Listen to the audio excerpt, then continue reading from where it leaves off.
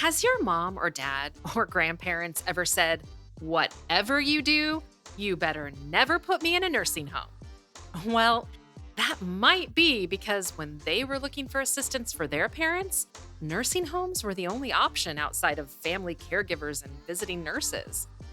I'm your host, Valerie Borgman, and today we're going to talk about skilled nursing, the new nursing home. Or is it? Welcome to Desperately Seeking Senior Living, a podcast for sons, daughters, grandkids, and spouses who suddenly find themselves tangled in the search for senior living and care.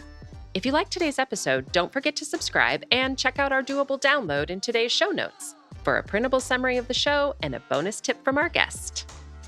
You're listening to our doable tips, short answers to your questions. Don't see your question listed? Send us a note.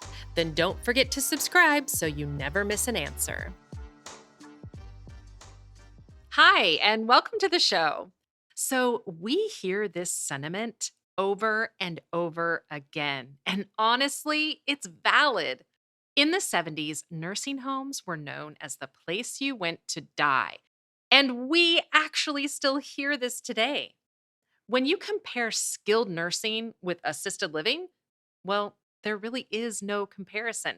Yet there are situations where it might be unavoidable. So we're going to talk about what they actually are and then go over some of the reasons that skilled nursing might be the only option even today. But before we dive in, I want to share what families we've worked with have said about the skilled nursing homes their loved ones were in. And it's not that I want to add to that bad reputation, because unfortunately, most of what we hear is bad. But I do think it's important for you to hear what other families have said. I feel like the more information you have, the more you'll be prepared to advocate and know what to expect. So here are actual complaints we've heard from families. All of my mom's clothes are missing, and she's wearing someone else's clothing. My dad's brand new Seahawks sweatshirt disappeared. And this is a big deal in Washington State, and I'm sure you have your own sports teams that would be a big deal. The food is so bad that my dad won't eat, and now they want to put him on a feeding tube. They didn't tell me that putting my husband on hospice meant that they were canceling the order for his wheelchair. They won't let my mom walk. They're making her sit in a wheelchair, and now she's getting weaker. And on a side note, this is actually a total liability issue for the building. And finally, my mom pushed the button and no one came for over 30 minutes. I couldn't get her to the bathroom by myself, so she had to go in her Depends. I know these sound horrible, and hopefully this has not happened to you. It doesn't apply to every single skilled nursing, and we have had a few families that were very pleased with the care their loved one got. But the truth is that many skilled nursing facilities simply don't have the staffing they would like to have. I guarantee you, though, that the staff they do have really wants to do a good job, and they are trying their best. But this is also why your advocacy is so important. So, what exactly is skilled nursing? Well, it's the same as a nursing home. And while I can't find any evidence of this, I'm convinced the name change was an effort to overcome that bad reputation that nursing homes had. They're basically a step down from a hospital setting. They're usually very clinical and feel very much like a hospital. There are CNAs, nurses, a director that oversees the building and staff, social workers, admissions, and visiting doctors. Most offer both short-term rehabilitation and long-term. So, short term rehab is usually where the hospital might recommend that you go after a major surgery. And one of the benefits of in house rehab like this is that you could get physical therapy for up to 7 days a week if your doctor orders it.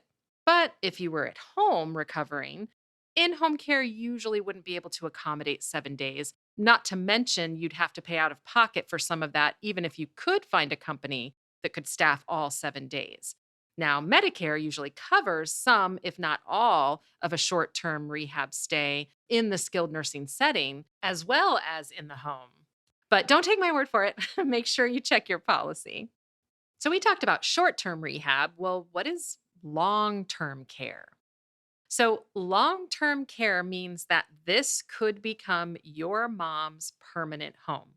Keep in mind that this is a wing of the same facility and usually has that same clinical feel to it. Your mom also may be sharing a room, depending on your insurance and what she can afford. And this is usually a room separated by a curtain, very much like that hospital setting we've been talking about. So let's talk about cost. Depending on where you live and your loved one's care needs, we're talking up to $14,000 a month, maybe even more. That's private pay out of your pocket, unless you qualify for state assistance, otherwise known as Medicaid, government assistance. And we've actually got a great episode that talks about the difference between Medicaid and Medicare in the skilled nursing setting. And I'll put a link to that in show notes. And most skilled nursing facilities do accept Medicaid, but not all of them. So you definitely want to make sure you ask that question. And one of the other benefits of actually being in the skilled nursing setting is that usually their business office manager can help you with that Medicaid process. So let's talk about the amenities that you can expect to find in skilled nursing, whether you're there for a short term rehab stay or this is your long term permanent home. You'll usually find an activity program, salon, 3 meals a day, transportation, laundry, housekeeping, the rehab we talked about, and of course, the medical assistance with call buttons and everything that goes along with that. Sounds a lot like assisted living, doesn't it? Well, in that respect, it is. There are a few reasons, though, that you would need skilled nursing over assisted living. So let's talk about those. And they are actually different in different states. So you'll definitely want to check the rules that are in your state. The first reason is financial. There are states where skilled nursing is the only long term care option for seniors who are on Medicaid. So, those who need that assistance with activities of daily living, which we talked about last week, such as eating, showering, and dressing, these seniors may actually already be living in assisted living, but they've run out of money. And so now they need to move to that skilled nursing setting. In other states, such as Washington state, if you were to call a skilled nursing facility and say, my mom needs help using the restroom, well, they would probably refer you to an assisted living because there are many assisted living buildings in Washington that will accept Medicaid. The second reason that you might need a skilled nursing facility, or your mom or your dad, is that the skilled setting can accommodate those with very high care needs. So, the use of mechanical lifts, bed rails, IV therapy, catheters, feeding tubes, and ventilators. And then the third reason that you might need that skilled nursing setting is secure memory care and or those with behaviors, things that they're just not able to control such as shouting or physical aggression. But not every skilled nursing offers memory care or behavioral health. So these are usually specialized programs and it's definitely a question you're going to want to ask. On a side note, in many states such as Washington, adult family homes are actually able to provide care for many of those high care needs, memory care, and even the behavioral health needs. And these are such an excellent alternative because many of them also accept Medicaid. We're actually going to talk more about adult family homes next week, but unfortunately, there are some states that don't have adult family homes at all, or some that have very few. So, to sum it up, skilled nursing offers short term rehabilitation and long term care for those with higher care needs or those who are on Medicaid. And I know you've heard me say this before with any senior care setting, it's so important to tour a few places if you can, talk to the families you meet, and go with your gut. Have you had an experience with skilled nursing that you'd like to share? Or maybe a question that we didn't answer? Email us. We'd love to hear from you. And until next time, make it doable. Today's episode is brought to you by ClearPath Senior Living Solutions. ClearPath helps families find assisted living, memory care, and other resources. Find our contact information in today's show notes.